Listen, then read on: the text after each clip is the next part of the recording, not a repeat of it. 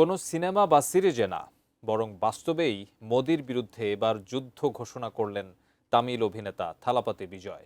সরকার, master সহ আরও অনেক সিনেমায় তিনি যেমন বিপ্লবী চরিত্রে মানুষের মন জয় করেছেন, তেমনি এবার বাস্তব জীবনেও ভারতের সরকার প্রধানের বিরুদ্ধে হুঁশিয়ারি উচ্চারণ করলেন।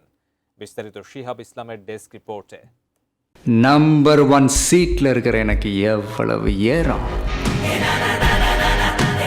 এবার ভারতের প্রধানমন্ত্রী নরেন্দ্র মোদী এবং তার দল বিজেপির বিরুদ্ধে সরাসরি যুদ্ধ ঘোষণা করলেন দক্ষিণ সিনেমার সুপারস্টার থালাপতি বিজয়। বিজেপিকে ফ্যাসিবাদী আখ্যা দিয়ে আদর্শগত শত্রু হিসেবে চিহ্নিত করে ঘোষণাও দিয়েছেন তিনি। আর এই ঘোষণা দিয়েই 2026 সালের তামিলনাড়ু বিধানসভা নির্বাচনের দামামা বাজিয়ে দিলেন এই অভিনেতা এবং রাজনীতিক।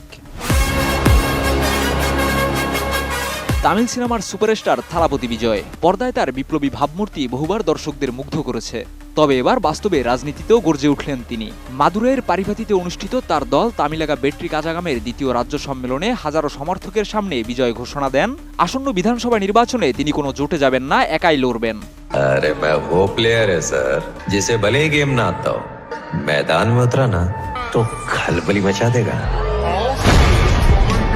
থালাপতি বিজয় তার বক্তব্যে বলেন, আমাদের একমাত্র আদর্শগত শত্রু বিজেপি, আর রাজনৈতিক শত্রু হলো ডিএমকে। আমরা কাউকে ভয় পাই না, আমরা কারো আন্ডারগ্রাউন্ড ব্যবসার সঙ্গে যুক্তও নই।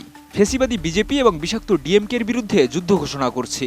এছাড়া তিনি আরও বলেন, সিংহ সবসময় সিংহই থাকে, শিয়াল যতই থাকুক জঙ্গলের রাজা একজনই সিংহ। There are so many jackals and other animals in the forest, but there will be only one lion, and even if it is single, it will be the king of jungle. Antibacterial additive যুক্ত সেরা water tank বিশুদ্ধ পানিতে bacteria জন্মাতে দেয় না। রাজনৈতিক বিশ্লেষকদের মতে থালাপতি বিজয় এবার নিজ দলকে তামিলনাড়ুর রাজনীতিতে তৃতীয় ফ্রন্ট হিসেবে দাঁড় করানোর চেষ্টায় আছেন। রাজ্যের শাসক দল ডিএমকে এবং প্রধান বিরোধী দল এআইএডিএমকের মতো দুই ঐতিহ্যবাহী শক্তির বিকল্প হিসেবে নিজেকে তুলে ধরতে চান তিনি।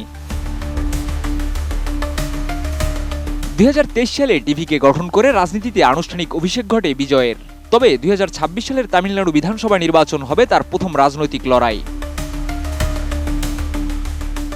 থালাপতি বিজয়ের এই রাজনৈতিক ঘোষণায় রীতিমতো তোলপাড় শুরু হয়েছে ভারতের রাজনৈতিক অঙ্গনে। পর্দার বিপ্লবী নায়ক এবার কতটা সফল হন রাজনীতির মঞ্চে, সেই দিকেই তাকিয়ে আছেন তার বিশাল সমর্থকেরা। শিহাব ইসলাম, এটিএন নিউজ।